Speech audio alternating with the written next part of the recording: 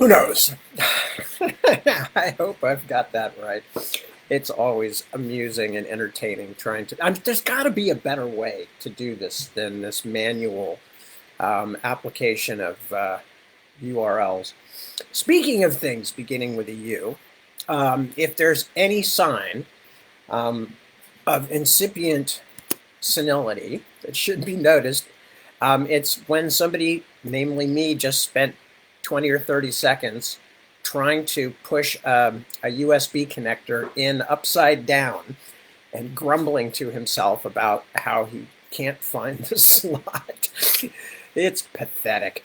Anyway, good to see you. Nice to be here. I'm Tad, for those of you who might. I sincerely doubt there's anybody at this point who's still watching who hasn't figured out who I am at this point. So, but it's lovely to see you all. It's lovely to be back, back on my Sunday evening slot as I bravely sallied forth into the early Sunday morning slot last night, although actually even earlier since we moved it back an hour, which in some ways actually makes it a more manageable time, despite being even earlier Sunday morning.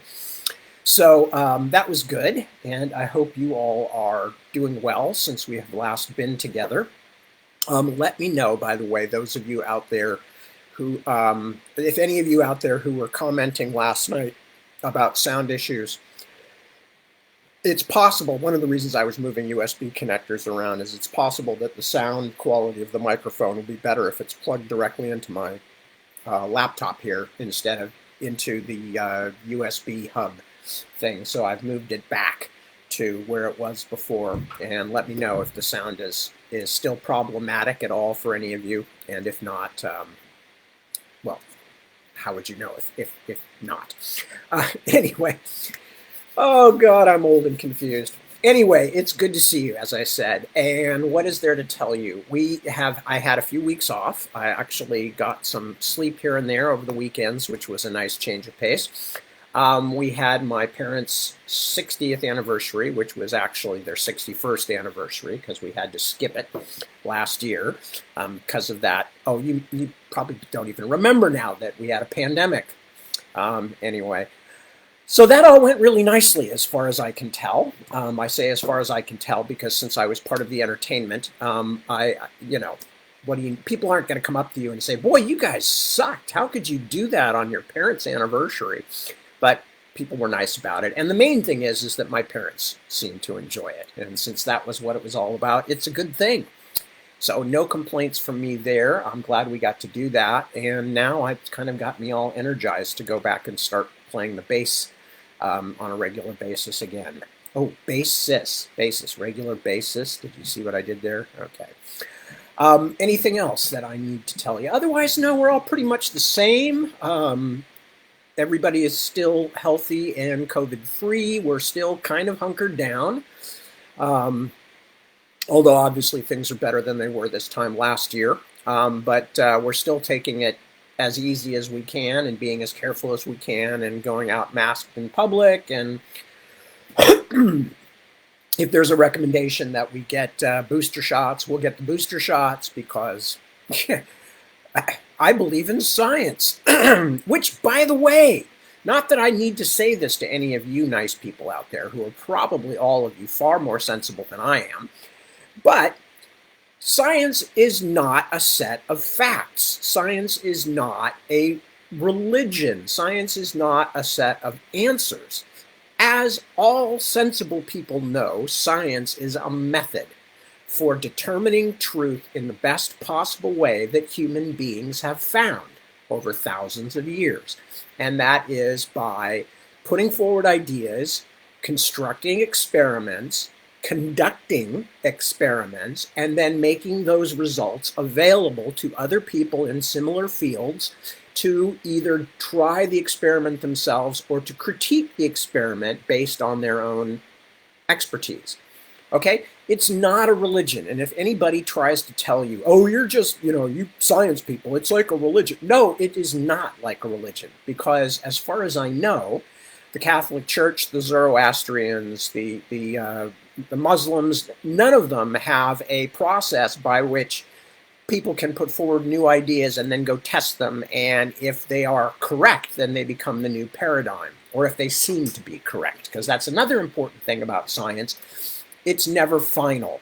It's never final because it is predicated on the idea that there is a vast fund of things we don't know and haven't discovered yet, and therefore every scientific truth, in air quotes, truth, eventually is questioned when we have more facility for questioning the things that we've accepted. None of them are final. They are all answers that we have come up with as the best answer available to us now. Science is not a religion. Science is not a set of facts. Science is not a way to shut down people who have other ideas.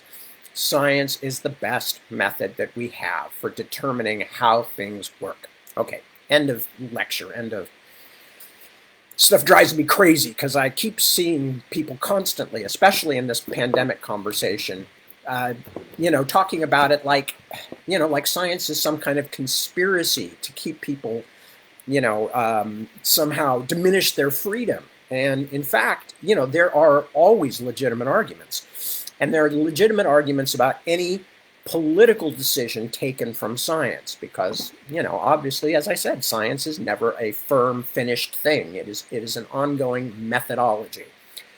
But it's still the best methodology that human beings have discovered over thousands and thousands of years. And until somebody comes up with something better, and no, telling me what you think that God wants is not a better method.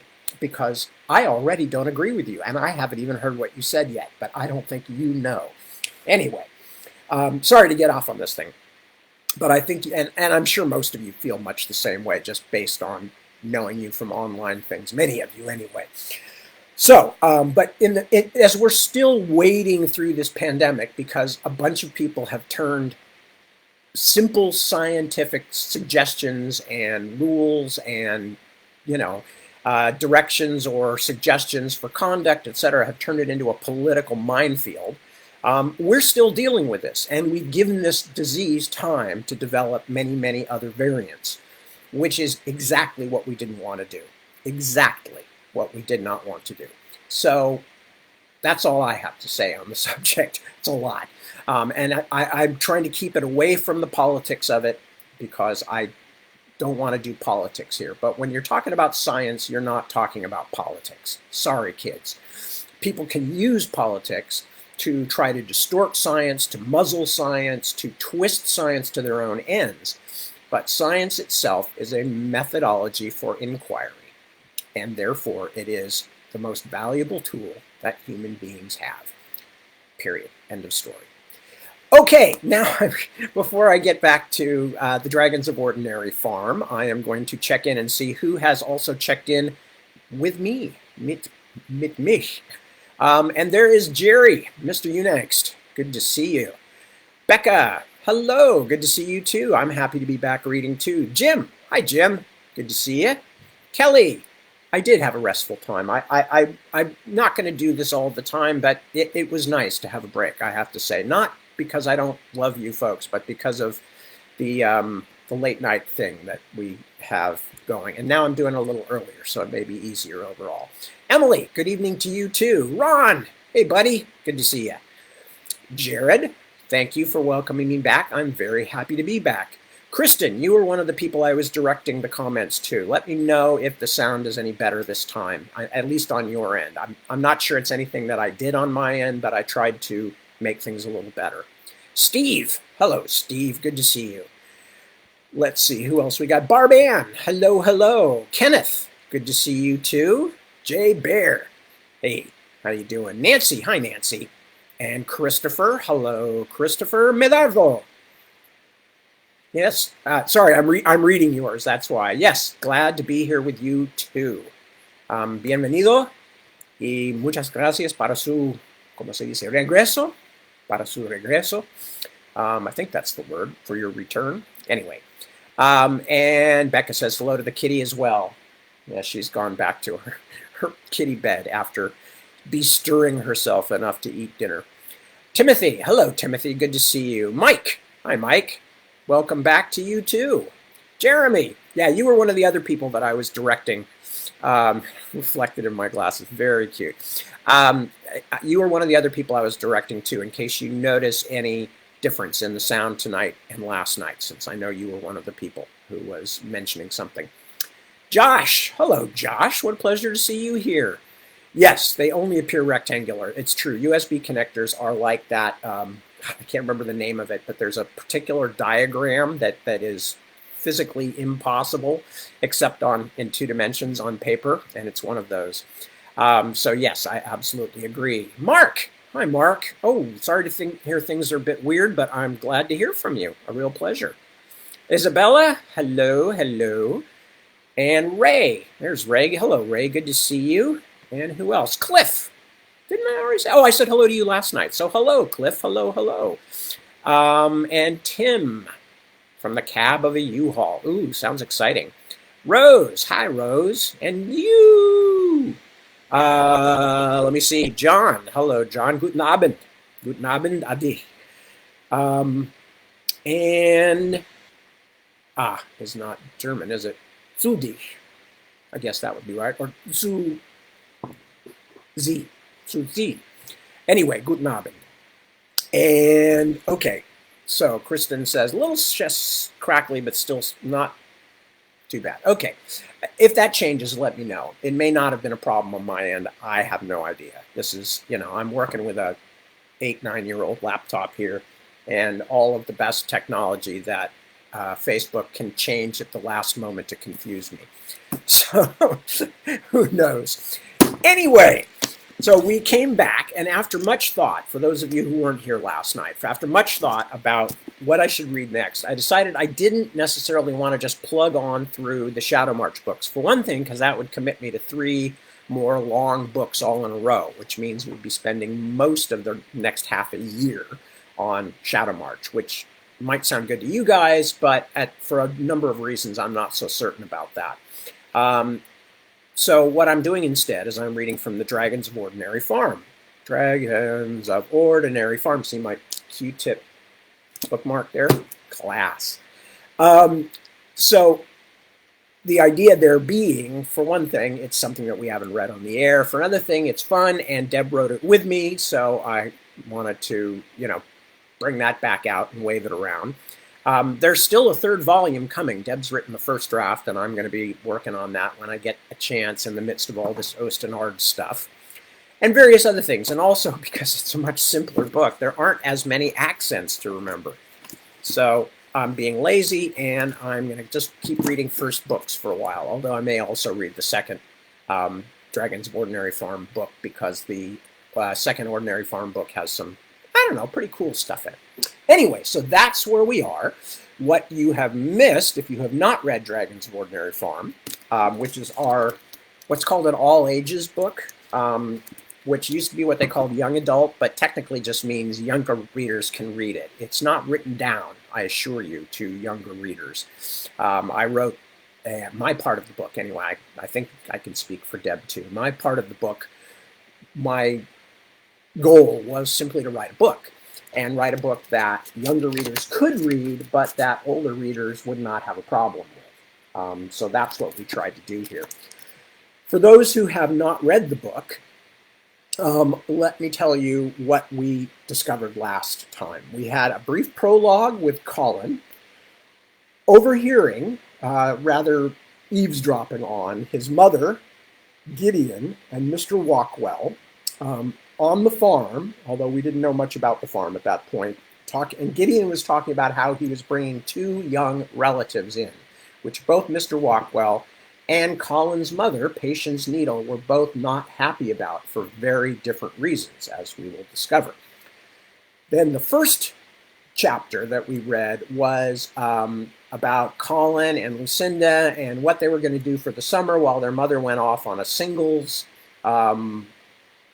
something or other, I've forgotten what they called it, but a singles retreat for like several weeks. And they were going to have to go stay with some neighbors, and they were really unhappy about that. And then they received a letter from a mysterious great uncle named Gideon Goldring, inviting them to come to his farm. Ordinary Farm, as it's called, in Standard Valley, middle of California, out in the Central Valley. And then in the second chapter, they got taken to the train. They were on their way to Standard Valley, which was a good long train ride.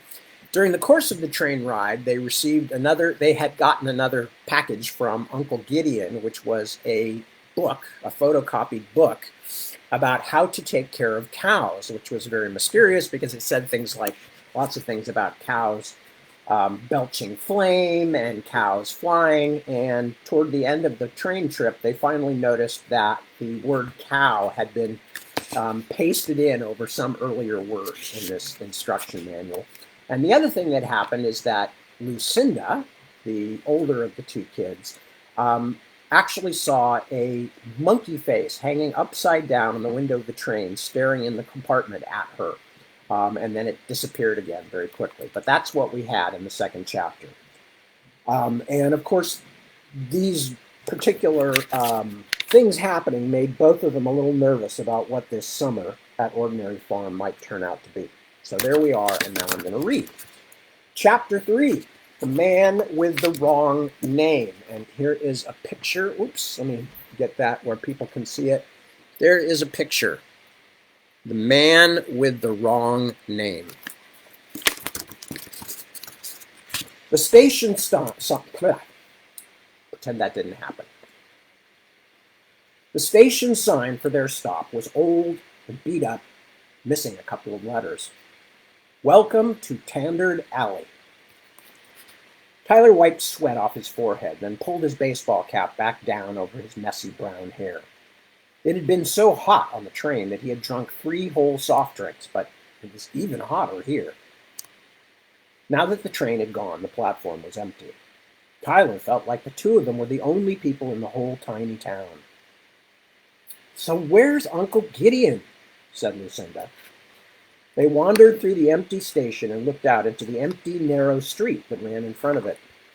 A few houses were in view, but nobody seemed to be outside. Not that Tyler blamed them. "Or are we supposed to walk to his crazy farm and die in the heat?" Lucinda continued. "Someone's going to meet us," Tyler said, looking around. The station had nothing more than a ticket booth and a couple of vending machines, but it was cooler than the platform. "That's what Mom said, anyway." Like she was even paying attention. Lucinda pushed damp hair out of her eyes. All she wanted was to go off to her singles thing. Tyler just shrugged. A lot of what Lucinda complained about was true, but what could you do about it? Life was rotten if you were a kid. Grown-ups just did what they wanted, then said it was for your own good. You could go nuts worrying about it, or you could concentrate on something more interesting. He reached into his pocket for his Game Boss, then stopped. He had been hearing the strange sound for a few moments, a clop, clop, clopping that reminded him of something on television. Westerns. Old Westerns. The kind his father forced him to watch on their weekend visits, thinking that Tyler liked them too. He didn't, but there was no purpose in saying anything, because if he said he didn't want to watch the movies, Dad would just take him to the park or something and stand around smoking and watching Tyler pretend to play on the jungle gym like he was still a little kid. Worse, they might go out to have a meal, and Dad would pretend to be really interested in who Tyler's friends were, make him answer questions about what he was learning in school. As if. Clop, clop, clop. "There's a horse out there," Tyler said. "What?"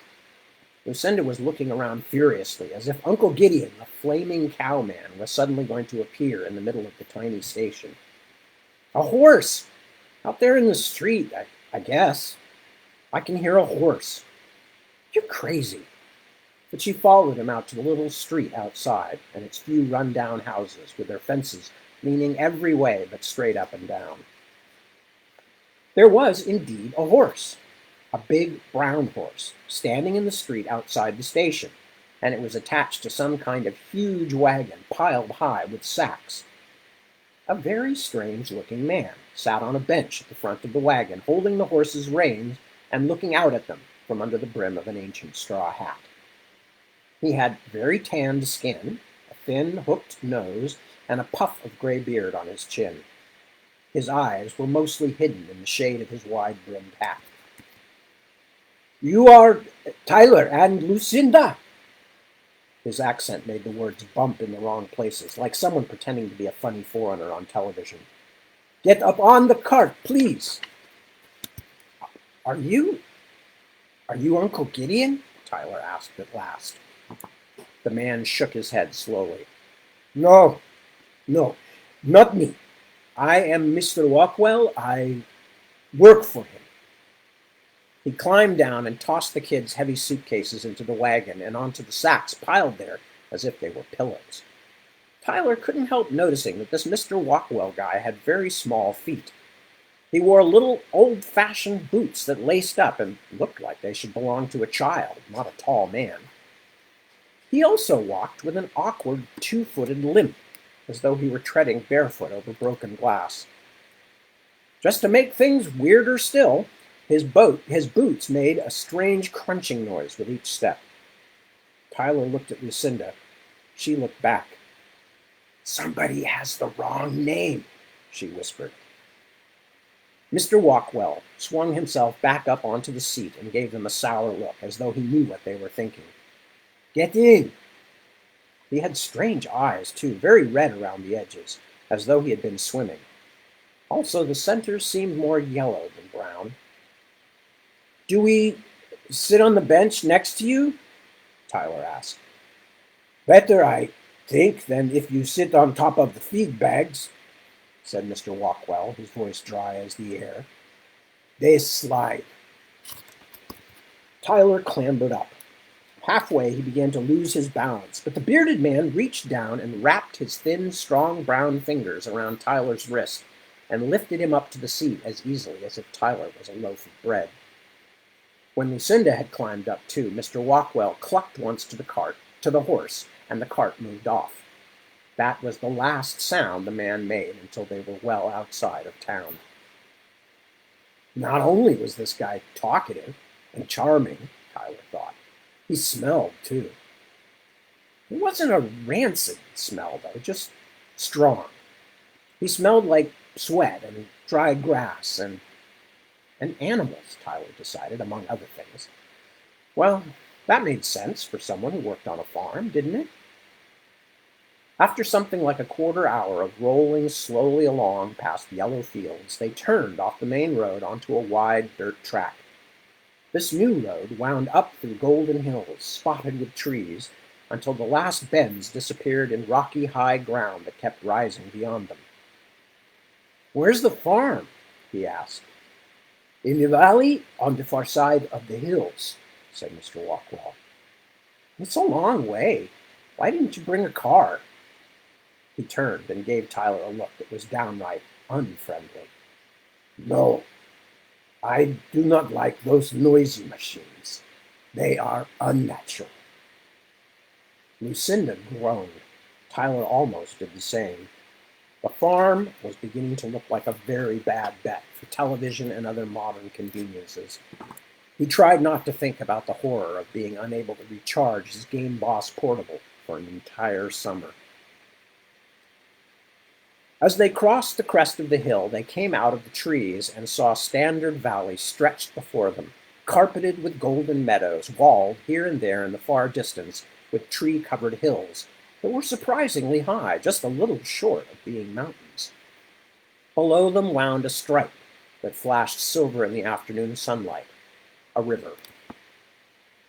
In the very far distance, like a wall at the edge of the world, loomed some true mountains, the Sierras. The valley looked like something out of an oil painting. A nice one. "Wow," said Tyler. It's beautiful." Lucinda sounded surprised. Mr. Walkwell smiled for the first time, which brought a whole different look to the old man's weathered face, something charming and wild, the grin of a rascally pirate. He flapped the reins against the horse's back, and they started down. Soon they could hear the sound of the river, a gentle rush, like wind in the treetops. The meadows they passed looked like there should be cows in them, but there were none to be seen anywhere, or pigs, or in fact anything farm-like at all. "Where are the animals?" asked Tyler. For a moment he wondered if it was the kind of farm that grew only cauliflower or something. But Uncle Gideon had definitely sent them a book about cows, about some kind of cows anyway. And besides, they weren't seeing any asparagus fields either. "You can't see them from here," the old man said, and looked up at the empty sky. "But perhaps some of them are watching you." Tyler and Lucinda exchanged another worried look. As they neared the bottom of the hills, the road turned away from the river and mounted a low prominence. From the top, they could see what had lain hidden near the base of the high ridge. It's huge," Lucinda said quietly. Tyler had never seen anything like it. A cluster of wooden buildings stretched below them, connected by walkways and gardens, all wrapped around a gigantic wooden mansion, several stories high in places, a sprawling pile of roofs and walls with balconies and oddly shaped windows, and even a tower on one side of it that looked a little like a wooden lighthouse. The hodgepodge of buildings was painted way too many colors to make sense, mostly reds and yellows and light brown and white, and it all looked like someone had created a gigantic space station out of really old buildings, then set it down carefully here in the middle of nowhere. Tyler could only stare. "What is it?" he said at last. "That," said Mr. Walkwell, "that is the house. That is Ordinary Farm." "It's like something on television," Lucinda whispered to Tyler as Mr. Walkwell drove the cart toward the huge, ramshackle farmhouse. "Like Survivor, Transylvania. Or a game," he said. "Castle Gorefest, with ghouls in the towers and dungeons full of canker monsters." Whatever it looked like, it certainly wasn't what Lucinda had expected. Instead of a boring old farmhouse with a red barn or something, this place looked like someone had started with a normal farmhouse a long time ago, but just decided for some reason to keep on going, adding bits and pieces like a hyperactive kid who had been given several extra sets of Lego and was intent on using them all. "Who built this weird house?" Tyler asked. "Octavio Tinker," said Mr. Walkwell. He frowned, which brought something scary into his face. "You will keep respect in your voice for Ordinary Farm and for those who have crossed the river. In his day, Octavio Tinker was a very famous man, and a very, very wise man as well." Crossed the river? Tyler decided it must be the strange old farm guy way of saying dead. As far as the famous part went, however, he was impressed. But besides being famous, this Tinker guy must have been seriously weird. The house sure was. The pattern of it almost had the look of something natural, like a spider web or the coral in his science class aquarium. A spiraling of outbuildings, sheds, and odd square towers that swirled out from what was clearly the main house at the front and center of the property. They rolled down and around the long half-circle of driveway.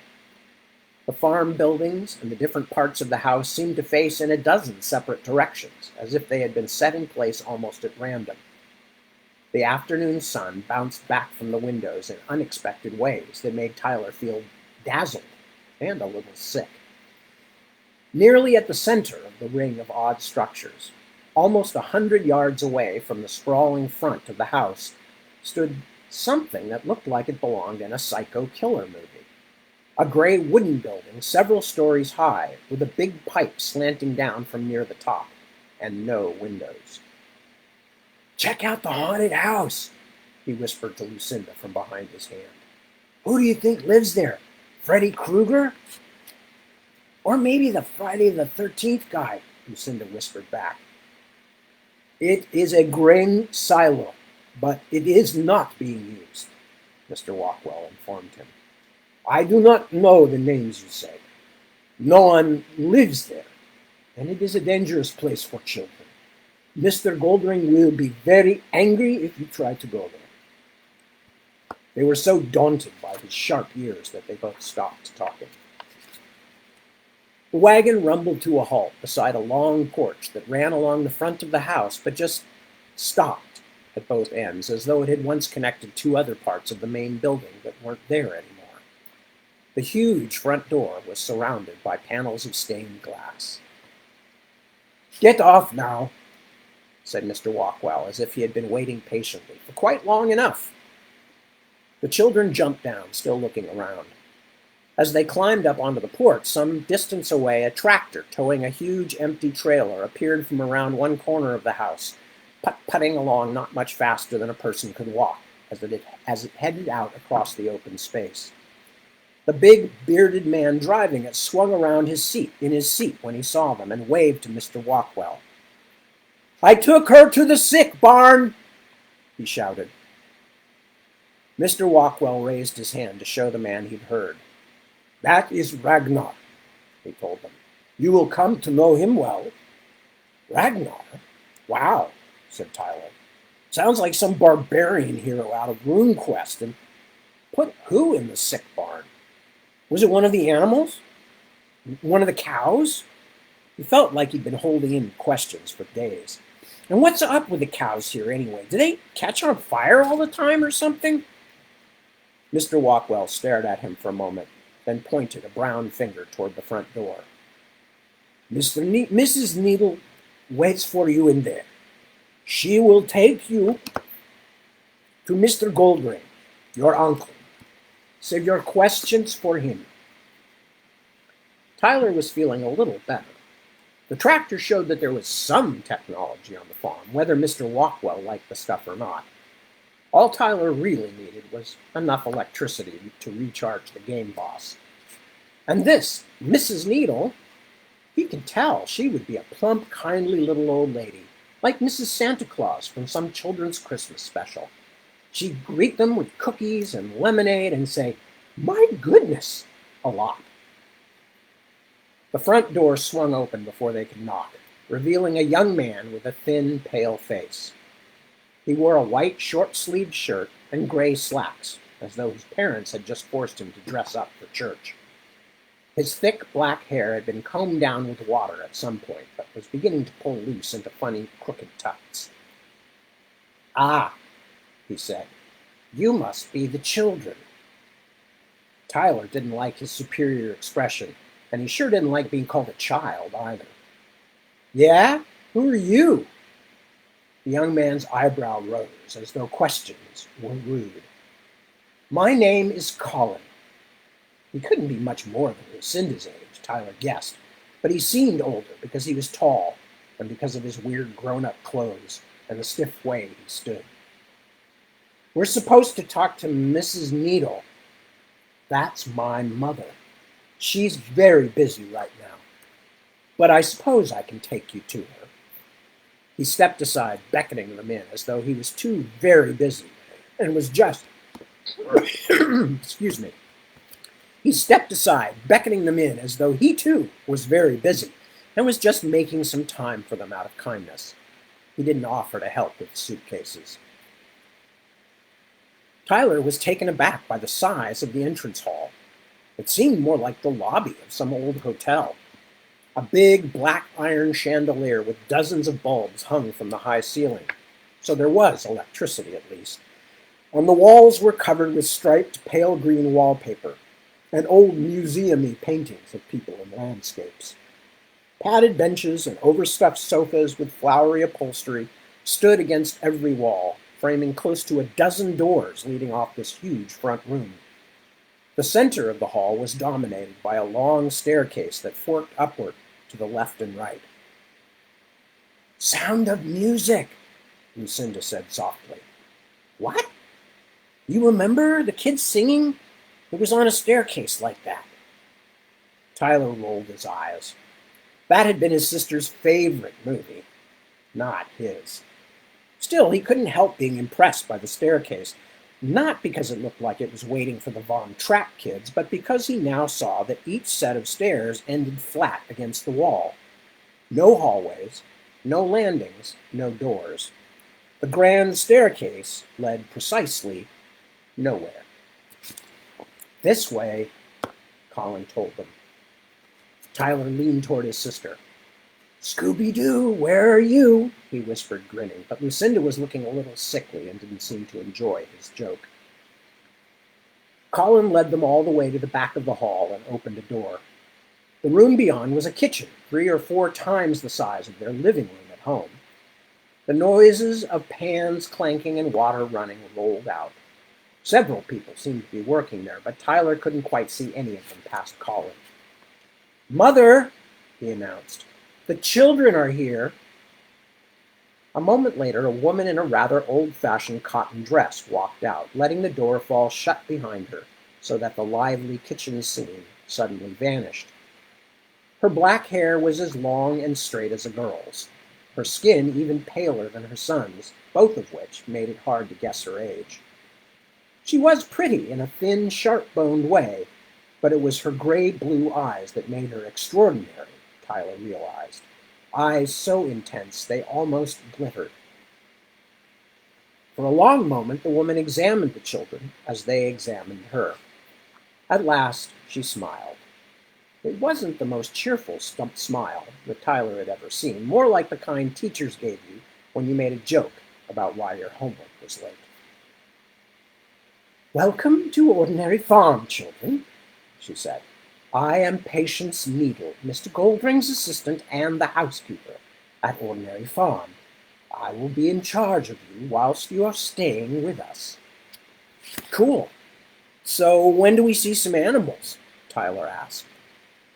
Her smile went away for a second, but when it returned, it seemed entirely friendly and natural. Mrs. Needle's English accent made her sound like one of those classy television actresses on public television. "Those details are up to Mr. Goldring, of course," she said, "but I am sure he will want to show you the farm soon enough." "Where is he?" said Lucinda. "Our uncle, I mean. Great-uncle." "I'm afraid he's not feeling well today, otherwise he would have been down to meet you. He asked me to send his apologies. Colin will show you up to your rooms." "Mother," Colin said, as though he'd been asked to carry them on his shoulders, "I have things to do." "Then you can do them after you show Lucinda and Tyler to their rooms. I'm very busy, Colin, with Gideon ill. Run along." Mother and son looked at each other. Colin turned away first. "Fine. Follow me." He stalked through a door on the other side of the room and let it bang shut behind him. When they followed, Lucinda and Tyler found a steep staircase looming behind the door. At the top was a hallway covered with sweet-smelling wood panels. Tyler climbed the stairs and asked, "So what kind of animals do you have here, besides cows? Horses? Chickens?" "I don't work with the animals," said Colin as the corridor turned first one way, then another, closed doors standing on either side like sentries. "I'm modernizing his systems." His superior tone had returned. "Yeah," thought Tyler, "horse and wagon picking up the guests. Nice job so far." They came to a new corridor, dark despite the dim electric lights every few yards that filled the hall with long, jittering shadows. The bulbs were so ancient and flickering that they looked like they had been in place here since Edison invented them. "This house is really crazy," muttered Tyler. "It was built by a genius." Colin actually sounded angry, like Tyler had called him crazy. "Octavio Tinker was one of the greatest scientific minds of all time. Very few people can even begin to understand his work. He was your mother's great-uncle. She's a tinker, right? And if you're lucky enough—" He stopped suddenly, 2 angry spots of red high on his cheeks. Tyler thought how weird it was that this gangly, dark-haired kid knew more about their family relations than they did. Tyler opened his mouth to ask about this, but Colin cut him off like a slammed door. He turned right suddenly and led them into a final, very short hallway that ended in a wall with a window in it. 2 doors faced each other across the hall. Lucinda dropped her suitcase and went to look out the window. There was a flowering cherry tree at one side, the prettiest of a number of trees in front of their windows, and a gigantic white concrete building in the far distance. The strange building looked like a tube half sunk in the ground. Tyler, gazing out also, wondered what it was. A hangar? Or a bomb shelter of some sort? It was like something that had dropped from the sky, landing with a titanic crash and kicking up earth all around. Colin Needle pushed open the doors on either side of the corridor. The rooms were small and neat, each with an old wooden-framed bed covered with a crazy quilt, a desk, and bare white walls. The room on the left had a bigger window and a good view of the cherry tree. "This one's mine," Lucinda announced. "Fine," said Tyler, and slung his bag into the other room. "I have work to do," said Colin. "Dinner is at 5. Don't go out of the house unless someone goes with you." Tyler snorted. "Why not?" "Because Mr. Goldring doesn't want you to. In fact, you should just stay in your rooms until someone is free to show you around." "Why? Carnivorous cows or something?" Colin Needle was clearly angry again. "It's a farm." He said it like a teacher talking to the dumbest students in class. "There are open wells and ditches, sharp tools, and very few lights. And animals, yes, who shouldn't be startled. So just stay in your rooms." He turned and walked down the hall, stiff and straight as a wooden soldier. "What a creep," said Tyler when Colin was gone. "He's not that bad. Kind of a nerd." Lucinda struggled to get her suitcases onto her bed. She was feeling more than a little overwhelmed by all the strange new sights. "Yuck! Could I feel more sweaty and gross? Me first in the bathroom." Tyler laughed. "This is a farm, Miss Barbie doll. You'll probably be using the outhouse in the back 40. "Shut up, Tyler," said Lucinda. "You may belong on a farm, but I don't." "Well, surprise, you're on one anyway." Suddenly, a bellowing, booming roar rattled everything in the room, including the window and its frame. Lucinda shrieked and jumped. The rumbling sound came from somewhere outside the house, but it was so deep and powerful that Tyler could feel it through his feet even as it died away. It was an animal noise, like a lion with a turbo upgrade, but there was something else in it too, a kind of hissing crackle that made it more frightening than any lion, because it was somehow alien. "Whoa! What was that?" he said. "Man, what made that noise?" His sister didn't say a word. She just stared at her hands as if she couldn't believe how strange they looked, shaking like that. Chapter 4. Whoops. Hang on. There we go. Chapter 4. The Sick Barn. There's a picture of a special monkey. I like saying that. Do you like saying that? A special monkey. Chapter 4. The Sick Barn. Tyler stared out of his sister's window. His bones felt like they were still rattling from the force of that crazy sound. "Lucinda, are you unconscious or something? What made that noise?" "Just one of the animals, I guess," she said in a pale voice, and then actually began to unpack her suitcase. Tyler gave her a look of utter disbelief, then crossed the hall so he could look out his own window. "Luce!" he called. "Luce! Come look at this! There are farm guys running here from all over." 6 or 7 men were hurrying toward the place that looked like a vast white tube sunk into the ground. He thought one of them, bigger than the rest, might be the one Mr. Walkwell had called Ragnar. Lucinda had stopped in his doorway as though she didn't want to see. Maybe a cow got hurt, or..." Tyler laughed harshly and dropped down to sit on his bed. "You're kidding, right? A cow? Well, it sure was one loud cow. Sounded like a T-Rex. Something about the way she flinched tugged at him in some deep place where there were only feelings, not words. But he couldn't help it. He was angry. I'm definitely going to find out what's going on, he said. You have to come with me, Luce. No. I'm tired. I'm going to take a nap. She turned away from him, letting her hair fall forward in front of her face like a curtain, like a mask. Oh, but Tyler hated the way she did that, hiding from things she didn't want to see. Okay, maybe it was because she was scared, but you wouldn't catch him doing that, just praying for someone else to make the bad things go away. Luce, listen to me. There's something out there. Something really weird. You heard it too. I know you did, Luce. Just admit it. I know. She still wouldn't say anything, but she didn't go back to her room either. Lucinda! Luce, come on! He reached out his foot to push at her, but he pushed too hard with too much anger. She finally looked up, her expression ice cold. You kicked me. I'm trying to get you to pay attention. I hate you, Tyler Jenkins. Luce, I'm sorry, but I hate you, she shouted, then turned and ran into her room, slamming the door behind her.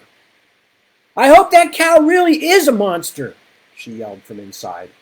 I hope it eats you. Tyler stared at her closed door. He almost knocked. He really wanted her to come with him, but he didn't, because he knew that asking her again wouldn't change a thing. Some things never changed. As he stomped along the corridors and staircases of Ordinary Farm, looking for a way outside, Tyler found his anger toward Lucinda easing up a little. She just wasn't good at stuff like this. She yelled about the smallest, most unimportant things until he wanted to slug her. But when she gave up, she really gave up. When Dad first left, things had been bad. Really, really bad. It was Lucinda who had kept Tyler fed. Lucinda trying to be the big, responsible one. That was a time when she had definitely come through for her kid brother. And after a while, things got better. Mom had started work and was at home most nights to make them dinner, though it was usually a bit late because she worked so hard. She would need an hour to kick off her shoes and pour herself a glass or two of wine. Decompression time, as she called it. After that, she'd usually throw something together. Nothing fancy, of course, just hot dogs and a can of baked beans or her 2-minute quesadillas. Sometimes, after the wine kicked in, she could be quite amusing, doing imitations of the impossible people she had to deal with every day or making jokes about Lucinda's bad moods. Even Tyler had to admit his mother could be funny, in a grown-up, momish kind of way. And okay-looking, too. Inside Tyler, the alternating states of nothingness and anxiety had eased because things were no longer terrifyingly out of control. But about that time, Tyler had begun catching Lucinda staring at their mom, and what was on her face was a look of the most intense longing.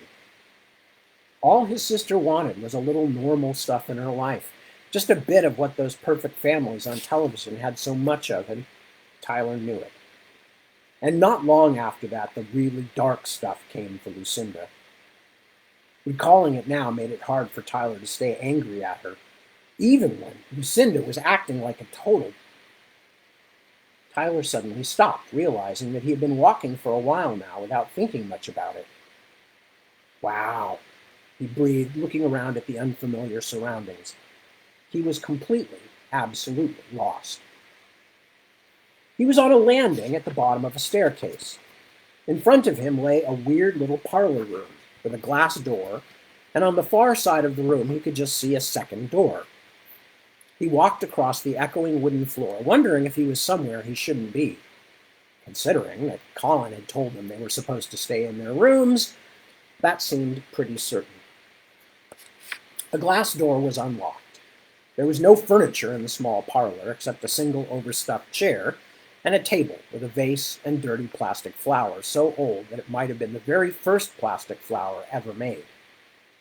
He crossed to the far door and found another staircase outside, this one leading somewhere else entirely. Tyler climbed the stairs and stepped into a corridor with windows along one side. He took a few steps, then something rattled against the window, startling him so badly that he gasped and jumped in the air. He had only the quickest glimpse of the thing that had bumped against the window from the outside. A round little head and a blur of greenish-gray body. But that glimpse had made no sense. Why were there monkeys here? Did colonies of wild monkeys live out here in the hills of California? Or was Great Uncle Gideon running some kind of crazy monkey farm? He was lost, stalked by monkeys, and meanwhile, whatever had made that noise was out there, and he was stuck in here. It made him want to hit something. He hurried back down the stairs and began searching even more strenuously, but every hall seemed to lead nowhere. Every window to look out on puzzling, confusing sights, and nothing seemed to get him closer to finding his way outside. Another hallway, another window, another rattle that caught him by surprise, but this time the perpetrator didn't hurry away. Yes, it really was a monkey crouched on the outside window frame. Its little fingers splayed on the glass as it peered in at him. It was a small one with big eyes and short fur, but it was definitely, unquestionably, a monkey. He had only a moment to stare back at the little animal, wondering nervously if it was rabbit or something, wondering if it could get through the window and bite him before it sort of flipped away and was gone. Tyler ran in the direction the monkey had gone, opened a door, and found, glory hallelujah, stairs that led down and down and down. He didn't bother to count floors. He just ran down, flight after flight, until there weren't any more, then found a door and burst into the outside world laughing hysterically. He stepped onto a gravelly path. Some early evening cool had begun spilling into the heat of the afternoon, and the air was filled with the scents of dried grass and baked yellow earth. There was an animal tang, too. Tyler suddenly remembered visiting the zoo when he was small, how the lion cages had stunk of big animal urine. Then something leaped, rattling along the edge of the porch roof. Tyler jumped in surprise. The monkey moved in an awkward, bouncing way along the roof guttering, as if it was injured somehow. Tyler followed it along the edge of the house as it led him around a corner and into a place that was a sort of courtyard, with an archway opening at the far end. And then the creature dropped from the roof and into a patch of light angling into the courtyard. It stood, exposed, staring at him. If Lucinda was here, she'd be saying, "Ooh, look," or something like that, because it was kind of cute. The monkey spread its arms as though waving at him to hurry. Bizarrely, it was wearing a cape. No, Tyler realized an instant later, his heart suddenly speeding. That was no cape. The monkey had wings. Even as he watched, astonished, the little creature jumped and flew to the far end of the courtyard, disappearing into a patch of thick, high grass. Tyler started toward it, then froze as he realized he was about to run in front of a large window, and that Mrs. Needle was on the other side of it, talking to someone he couldn't quite see. The grass rustled. The monkey was going to get away. Tyler took a breath, waited until Mrs. Needle turned her back to the window for a moment, then leaped out of the shadows and dashed past the window as fast as he could. He threw himself down into the grass and lay breathing and listening. There was no sound of pursuit, but no sound of the creature he'd been following either. Only crickets. He sat up. Through the archway, he could see the huge cement building they'd noticed from their windows, the bomb shelter, or whatever it was. The concrete seemed to glow a little in the light of the late afternoon sun, but it also had lights of its own, strung along the side of it as if for security. And at the moment, it looked mysteriously fascinating as a UFO. Tyler dashed across the grass, out of the courtyard. Up close, the tube-shaped building was even bigger than he'd guessed, more than 100 feet long. Narrow, high windows started halfway up its side, their bottoms a dozen feet or more above the ground. Tyler really wanted to look through one of them, but knew he wouldn't be able to climb the sloping concrete wall to reach them. So he crept silently along the edge of the building, looking for a door. He found something better at the far end, a metal platform that ran beneath the last 3 windows. He stared at it for a long moment, listening to the crickets. "Don't go out of the house," Colin Needle had told them. "Just stay in your rooms." Yeah, right. Tyler ran toward the platform and began climbing. The ladder was really rusty. It shed flakes when he put his weight on the first rung, and it creaked alarmingly. He froze at the top, holding his breath, but the crickets seemed to think all was well and were still making noise. He slid off the ladder and crawled along the platform to the first window, then peered in. What a disappointment. Something really big was blocking most of the window. It gleamed a little like plastic in the uneven light and was patterned like a quilt or a honeycomb. Tyler's mind tried to make sense of it. He was probably looking at sacks, he decided at last, sacks of animal feed piled high and then secured with a net. Tyler crept to the next window. The pile of sacks sloped off a bit here, enough to give him more of a view of the building's interior. Bright lights were burning inside. The place looked more like something industrial than part of a farm, like an auto repair garage at night. And in their glare, Tyler could make out some of the farmhands slicing open more feed sacks with knives as big as machetes, then emptying them into a huge trough. Nothing very interesting, he decided. The pile of sacks just beside him on the other side of the window heaved. Tyler's breath caught so sharply that for a moment he thought he would choke on it. He stared, trying to make sense of the weird motion just a few feet from where he crouched. The massive pile heaved again, and Tyler felt himself go cold all over. They weren't sacks at all, but something alive. Something as big as an elephant. No, a dinosaur. Whatever it was groaned, a sound so deep and loud that the window and the platform both vibrated as if a hurricane had hit them. Tyler staggered to his feet in sudden terror and slipped on the slick metal platform. Then he was sliding under the railing, scrabbling for a hold. A strong hand reached down and grabbed his collar.